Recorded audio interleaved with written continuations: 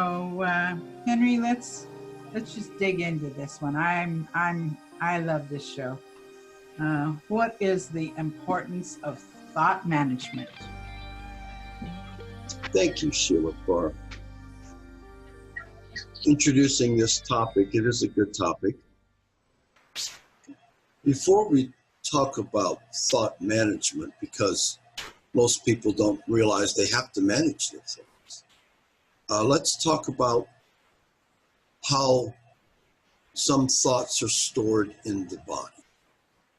Because once people begin to understand how they think affects how they feel, well, then they might want to start managing their thoughts. But until they draw that connection, they'll just, it's not their flavor today.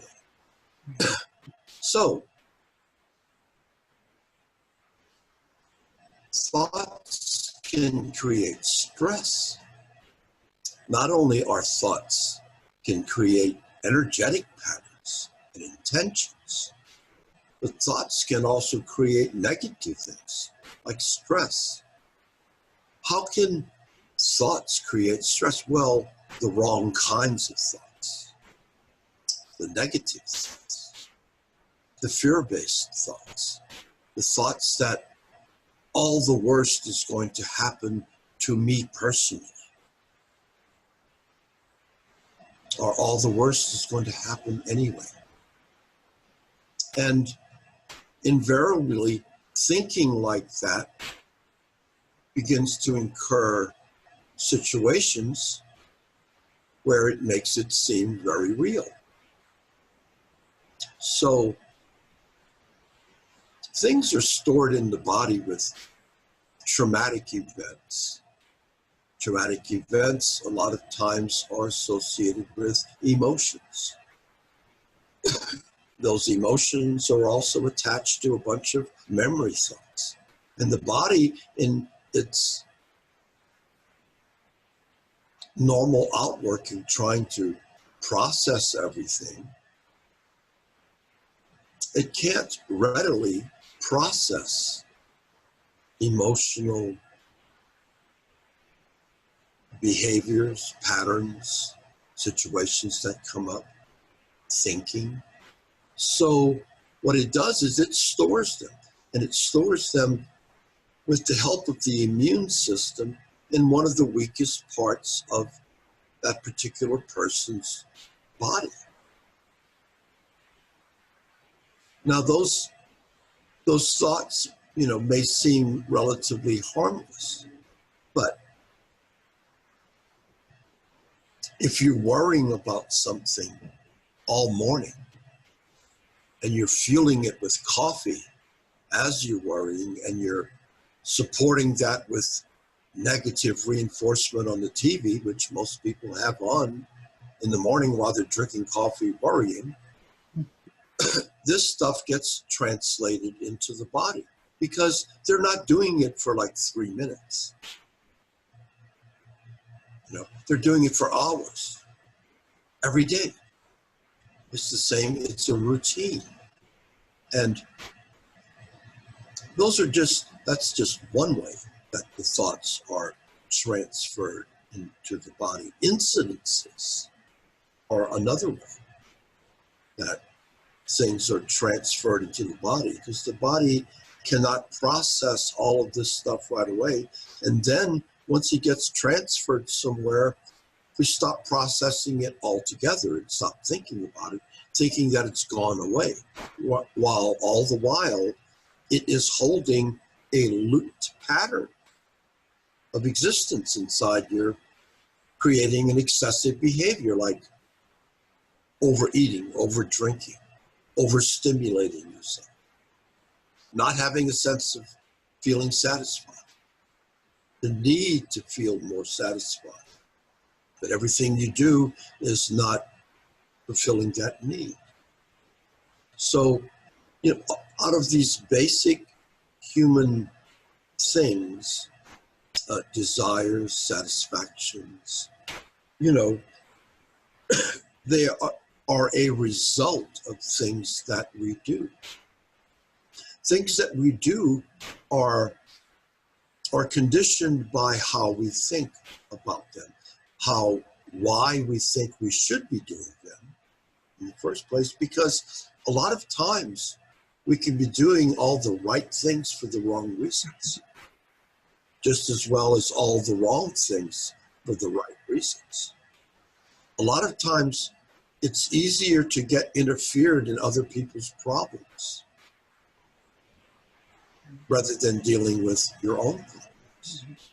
As a matter of fact, wouldn't it be a better world if everybody was dealing with specifically their own problems and their own issues, and not trying to find a reason for everyone else's issues? Because the thing is, who of us is without any issues? We're all human, and we're all on that human ladder of achievement.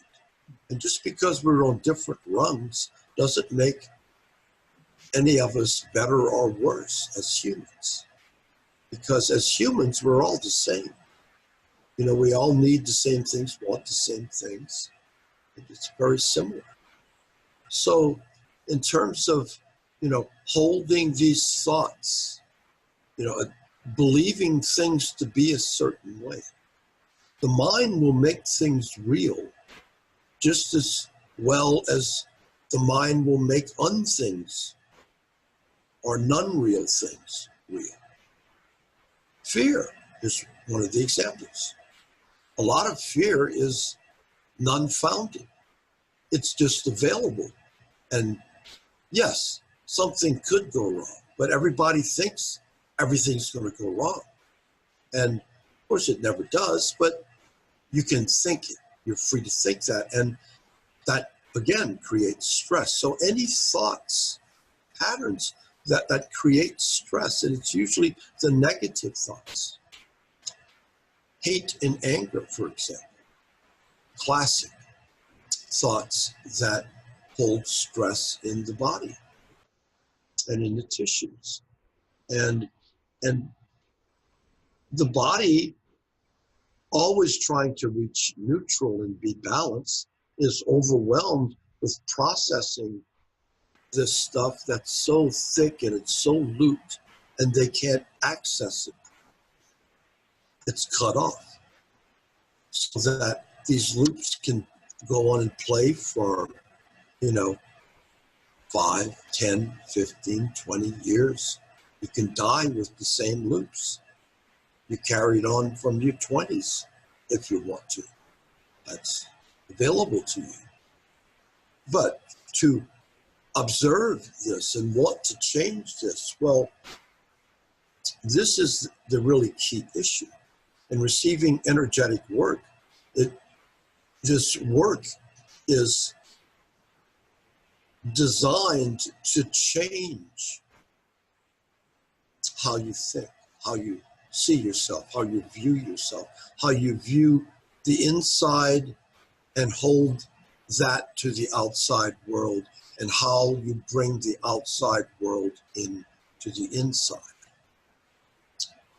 So those two things are kind of always at a tension play in our lives, and it goes throughout our lives. The older we get, the more difficult it is, in some instances, to control unmanaged stress and unmanaged thought patterns and conditions that have been allowed to exist freely in your body. So when you begin to want to change this, you have to slowly begin to change how you think. It's not so much what you're thinking, it's how you think.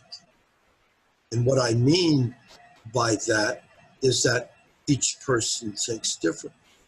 If you're going to think through a filter of doubt and fear, that's going to get you nowhere.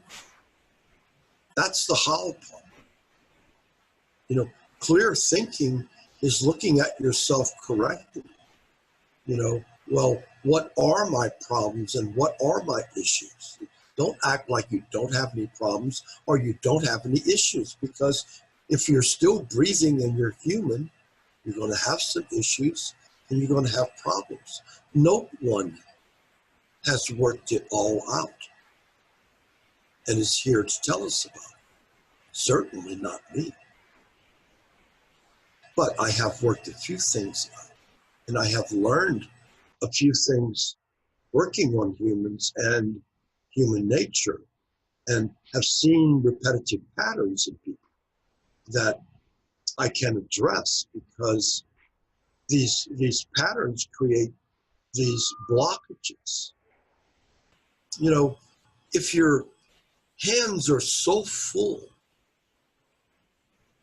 that you can't grab onto something that's coming at you that you really need, well, then you need to let go of a few things to have some free hands or a blank space to pull something in and fill in that blank. You know, a lot of times we want to fill in all of our blanks, but it's always good to have a couple of blanks left unfilled, because when you need an unfilled one, you know, there it will be. Well, the same thing with stress management. You know, you have to change some of your thoughts that are less stressful and learn how to manage. Like, for example, instead of drinking coffee and worrying, maybe you should be with a group that's exercising. You know, 4 hours in the morning, 3 hours in the morning, so that you work up a little sweat, you know, and you get the body, you know, to start working on relationships that the health needs to work on to bring your body into neutral, rather than sitting in your frontal lobe worrying and thinking and worrying. And of course, thinking and worrying has absolutely no resolution at all. I mean, and we all do it, but it's a waste of time, an absolute waste of time. Nothing is accomplished, nothing positive anyway. And you want to start to see positive accomplishment in your life, because positive accomplishment translates into you feeling pretty good about yourself, feeling strong, feeling vital, you know, supporting these ideals. You know, the older we get, you know, we get perplexed by what's happening in our lives, that we forget the dreams that we used to, you know, look for and were fond of and pursued. And we think we don't have very many choices left. And, you know, life is kind of giving us an extremely rough edge. And some of us may find ourselves in this situation. And there are things that can be done, which brings us to the thought management. Thought management is nothing more than taking control of yourself. Taking control of yourself, you're taking control of your thoughts, because are you your thoughts, or are you your will action?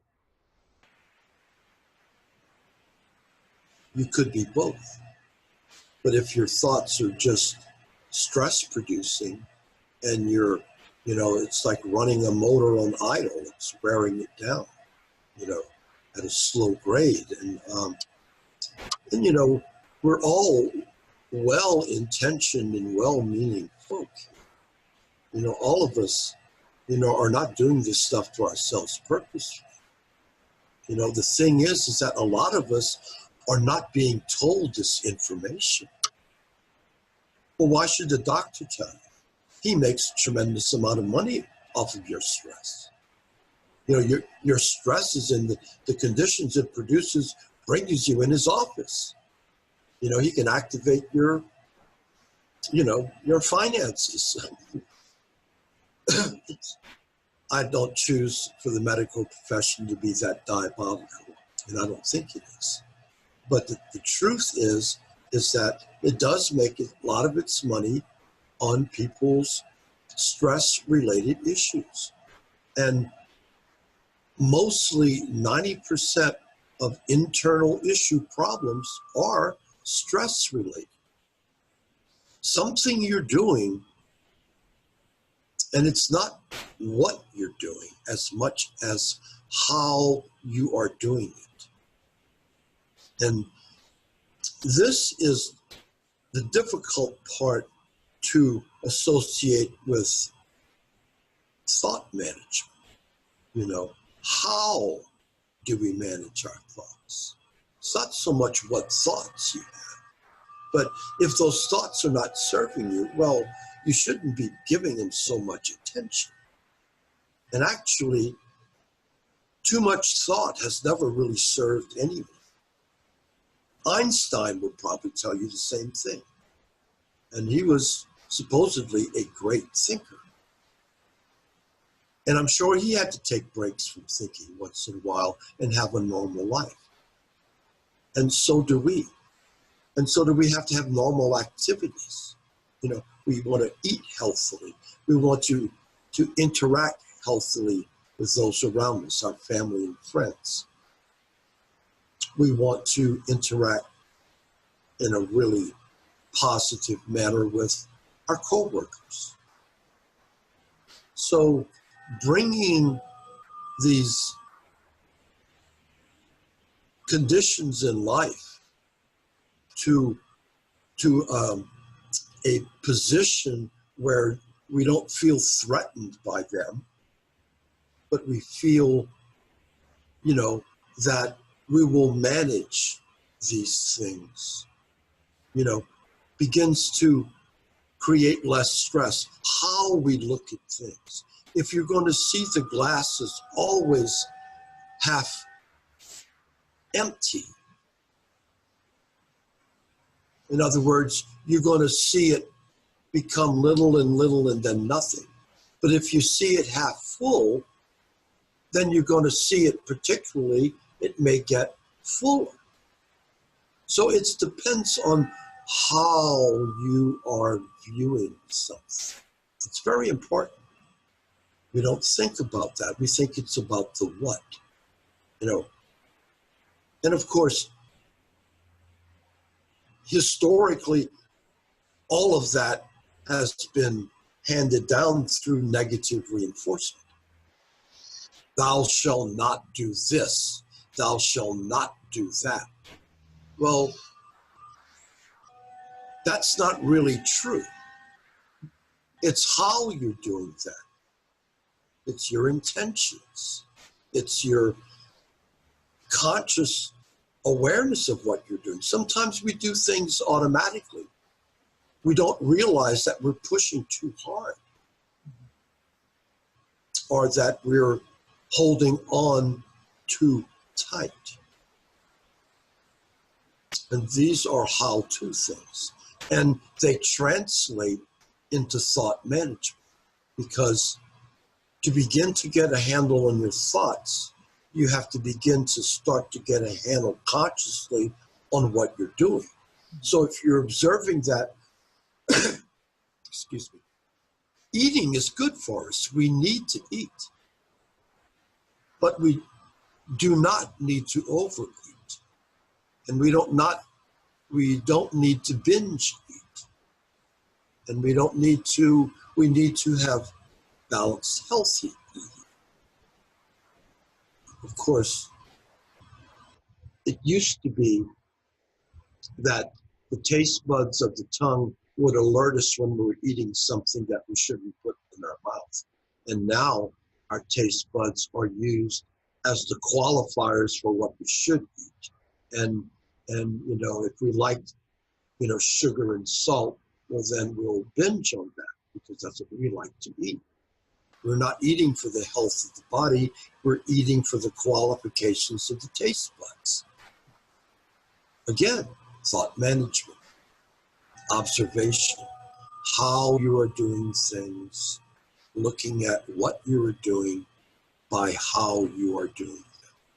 You know, driving a car can be a really important experience, especially if you have to go somewhere and do something. But how you drive that car can get you a whole bunch of tickets also. But you don't get in your car and think that you're going to get a ticket that day. I hope not. I hope you're not worrying about that, you know, that you're driving carefully and normally, that you're not drawing attention to yourself, and you're not going over the speed limit. You stop at all the stop signs. You don't hit a pedestrian. You don't run over kids. And you get to where you're going and everything is fine. Well, it's true. We can laugh about this because it sounds silly.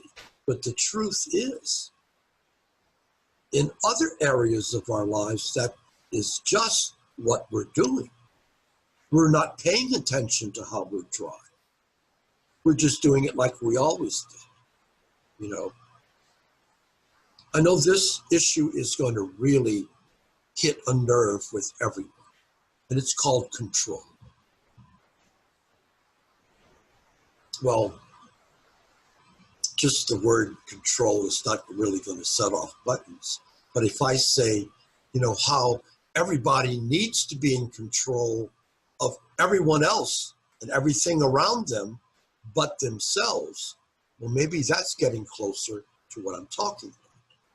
Because the truth of the matter is, control is good. But how we control things, you know, when control becomes such an issue that we can't move forward because we feel it needs to be a certain way, and we will not accept it any other way. And yes, that is your choice and your health. Again, thought management. You know, we have to begin to understand that we are the culprit here. We are the ones that are bringing these things to impinge upon our bodies and our health by how we're doing things, by not paying attention, by holding in stress and anger and fear and all of these negative things, you know, and not seeking out healthy, viable, releasing, stress releasing, freeing thoughts, freeing activities that, you know, bring us to a greater understanding of our own health and how we need to be in control of our health. The doctor can't help us in that part. They can give us a drug and they can give us some surgery. And maybe a good doctor will even give you some good advice, or a health practitioner, whoever that person may be for you. But you ultimately have to act upon the advice. You see, you are always the one that is responsible. You are the only one that knows how you really feel. And at a certain point in your life, you will not feel the same way all the time, every day. For some of you, that may be early in life, may not be till later in life for some. But at some point, you probably will reach that point where you begin to question that, well, you know, I'm not feeling that good like I used to. Things are kind of getting sluggish. They're, you know, kind of like, feels like things are bumping into each other. And, you know, I feel like the world is closing in rather than opening up. Mm-hmm. And this is what happens. You know, we catch ourselves in these, again, these loops, these thought loops, these pattern loops of behavior that the body responding. You know, it's all about these loops. Well, loops can be healthy, but the negative loops, I mean, you don't want to be regurgitating the same bad stuff every day. Mm-hmm. You know, good stuff will okay. But the stress producing stuff, no. The stuff that's isolated itself from the body so that it's becoming pathological there, you know, in the kidneys or in the thyroid or wherever, you know, in your gut, wherever something is holding, in your heart, in the nervous system, in parts of your brain, in your hearing, in your eyesight, in whatever weakness an individual may have. I know this is a very large dimensional subject here. You know, we're covering a lot of, you know, things in a very general sense to begin to draw one into the consciousness of having to take control of themselves. And you take control of yourself by taking control of your thoughts. If you need to do Tai Chi or meditation or swim or some activity that helps clear your mind so that you can better access your thoughts, think clearly. You know, if you're depressed and you're taking, you know, drugs for depression and then you're drinking on top of that, you're not going to be able to manage your thinking very well. And it's not a judgment. It's just an observation here, you know, and, you know, we can't tell people what to do, obviously, but we can show them that how they're doing what they're doing is affecting how they feel, you know, and for that to be talked about, you know, that's a taboo subject. No one talks about that. You know, the doctor is not going to talk about that. He's not going to tell you all the secrets of how you can manage your life so you don't have to see it. That's not necessarily his purpose, or the purpose of the hospital staff or anyone. So coming to a greater consciousness of who we are, you know, has to do with what we do. If we're doing things to support, you know, the greater good of ourselves, the greater health, the greater happiness, the greater joy, the greater relationship with others, well then those things are really good. And your mind begins to wrap itself around those things, because when you're observing on the defensive, well, then you have a chance to sidestep things that are coming your way. You know that you need to avoid what's coming right now, so you step aside.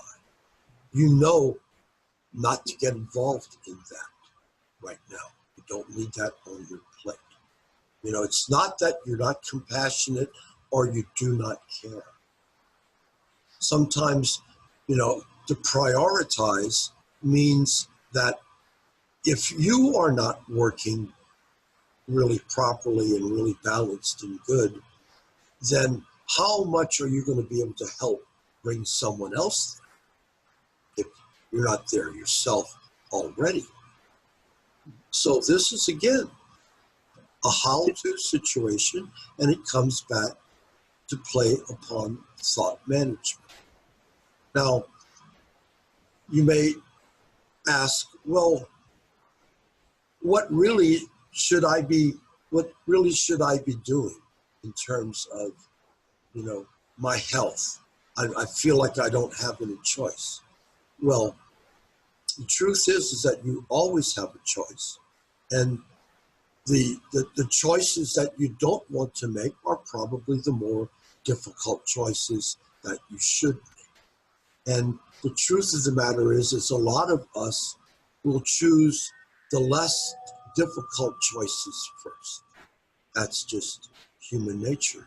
And it's not, when you're young, you can get away with that. When you're older, it's it's very interesting that it doesn't necessarily serve you as well as it did when you were younger. Again, thought management. Any questions, Sheila? I think, again, it's a matter of becoming conscious of your thoughts. I think people have a way of just thinking, and maybe even speak every thought without even thinking before they speak. I think there has to be a desire to want to get into this whole healing gig, this whole self-awareness. I think that once your desire to get involved with self and with energy and with healing, these things actually, I think they kind of automatically start falling into place. You will start noticing what your thoughts are, and in that moment can say, wait a minute, that's how I used to think. That's how I used to say it. But now, with this whole thought management idea, I'd rather say it like this. Okay, there's the tool of awareness. Oh, I just realized what I said. The next tool is to repair that thought. What I really mean is, and go ahead and take it back and restate it. That's managing a thought. Think about, how do I really want to say that? What is the optimal way of saying what I was just thinking? And when you realize that thought, that any thought is like sort of more heading on the negative side, it takes just a minute to take it back and restate that thought. And I think by restating it, you've kind of written it into your program, or into your skit, or into your memories, so that the next time that thought comes, it's got an alternative. It might start to say the negative, but because you've rehearsed a positive one, you can click into that one, catch yourself. And of course, with repetition then and practice, that negative thought now is replaced with that one that you consciously decided how to say it in a positive, more effective way. So I think that right there is how you take thought management and put it into working tools, a working effort, just like you would anything else, your finances or your job or raising the children. There's certain things that you choose to do it in this way because we like the outcome. Same with your thoughts. And as you become more desirous of knowing, of paying attention to your thoughts, I think really automatically it just really starts to work. It's very complex, but we seem to be willing to work with ourselves when we put some intention and some management to it. Thank you, Sheila. That's a good observation. And to add to that, the truth of the matter is, until we're in a situation where we're dealing with something uncomfortable and painful even, a lot of times we don't really think to do any of this. There's no reason for any of this until something presents itself that will not go away and we have to deal with it. And then you go to the doctor, and then, you know, it's elusive to them. They can't really tell you what it is. They tell you what it might be, and then they put you on drugs, and then that doesn't work, and you try the next one, and the next one, and the next one. By the 10th drug, you realize, okay, they can't do anything for me. So I need to do something for myself. What am I going to do? And that is the process that starts the introspection, the conscious effort to look at everything you're doing and how you're doing things, begin to, research different modalities. I'm not going to tell you that the energetic work is the only and the best work that you should be doing. It's a type of work that assists everything else. There is no one thing. It is the whole package. And that's what we have a problem in our society with, understanding that, health is just not a part. It is the whole. It is the whole shebang.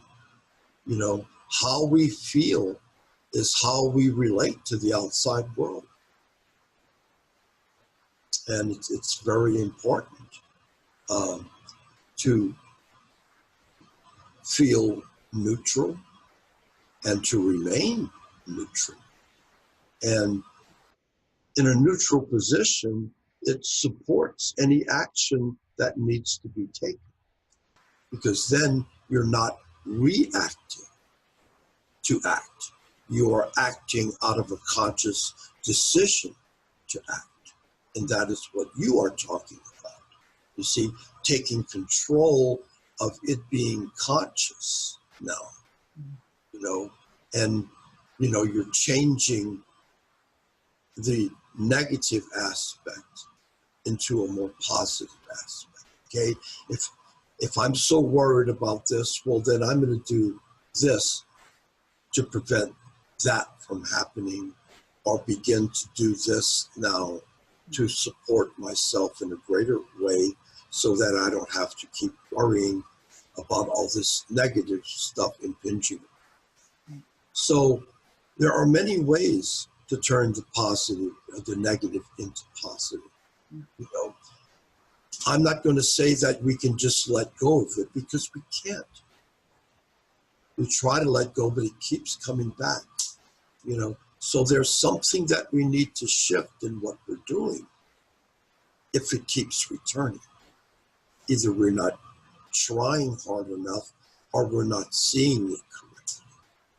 And if we bear with anything, we have the intelligence, each of us do, to discern what we're being shown in our bodies and in our minds. Because we will be shown in both of those areas.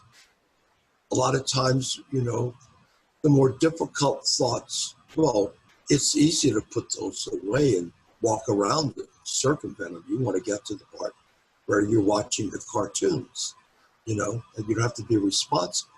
The big chunky parts in the mind that say, this needs your attention, we kind of want to skirt those issues until we're forced to address certain things. And the sooner you look at things, you get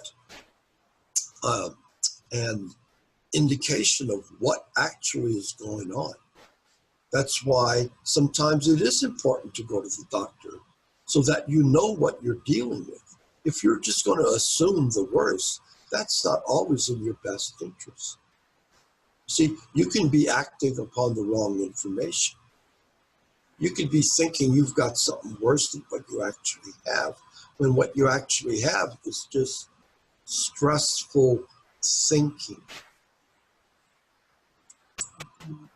And so to be able to separate stress from our behavior and our thoughts, to manage a healthier relationship between our minds, our bodies, and the outside world, that's kind of where we're going with this. Right. And that's what we'll be talking about in the forthcoming presentations, is how to better receive energetic work for ourselves, and how that energetic work can help in bringing and restoring balance into our lives so that now we can begin to make healthier choices. Because until you get everything to quiet down and be manageable, then it can be managed. Up until that point, it's unmanageable. And the management, as you so aptly described, begins in the thoughts. In thought management. Thank you, Sheila. Absolutely.